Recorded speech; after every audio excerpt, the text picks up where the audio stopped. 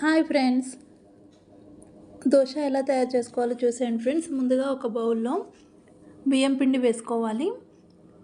అలాగే half cup upma రవ్వ వేసుకోవాలి. కొద్దిగా క్యారెట్ తురుము వేసుకోవాలి. కొంచెం బీట్రూట్ తురుము వేసుకోవాలి. కరివేపాకును కట్ చేసి వేసుకోవాలి. కొద్దిగా కొత్తిమీరని కట్ చేసి వేసుకోవాలి. ఆనియన్స్ని కట్ చేసి వేసుకోవాలి. కొంచెం జీలకర్ర వేసుకోవాలి. రుచికి సరిపడా సాల్ట్ వేసుకోవాలి. ఇప్పుడు వాటర్ వేసుకొని పిండిని మంచిగా కలుపుకోవాలి ఫ్రెండ్స్.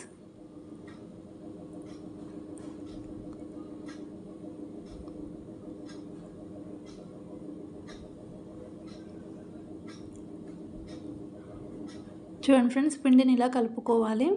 ఇలా పలుచగా కలుపుకోవాలి. ఇప్పుడు మూత పెట్టేసుకోవాలి. మూత పెట్టుకొని ఒక హాఫ్ అన్ అవర్ పాటు పక్కన పెట్టుకోవాలి ఫ్రెండ్స్. హాఫ్ అన్ అవర్ తర్వాత ప్లేట్ తెచ్చి చూస్తే చూడండి ఫ్రెండ్స్, మనకు పిండి అనేది గట్టిగా అయింది. ఇప్పుడు ఒకసారి మొత్తం కలిపేసుకోవాలి. ఇలా మొత్తం కలిపేసుకోవాలి. ఇప్పుడు స్టవ్ ఆన్ చేసుకొని దోశ ప్యాన్ పెట్టుకోవాలి. ప్యాన్ హీట్ అయిన తర్వాతకి ఒకసారి మొత్తం కలిపేసుకొని ఇలా దోశ వేసుకోవాలి ఫ్రెండ్స్.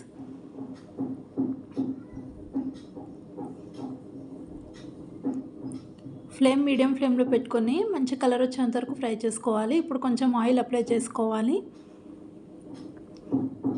చూడండి ఫ్రెండ్స్, మనకు దోశ అనేది ఫ్రై అయిపోయింది. ఇప్పుడు టర్న్ చేసుకుందాము. అంతేనండి. ఇప్పుడు స్టవ్ ఆఫ్ చేసుకొని ప్లేట్లోకి తీసేసుకుందాం. ఎంతో టేస్టీ ఉండే దోశ రెడీ. నస్తే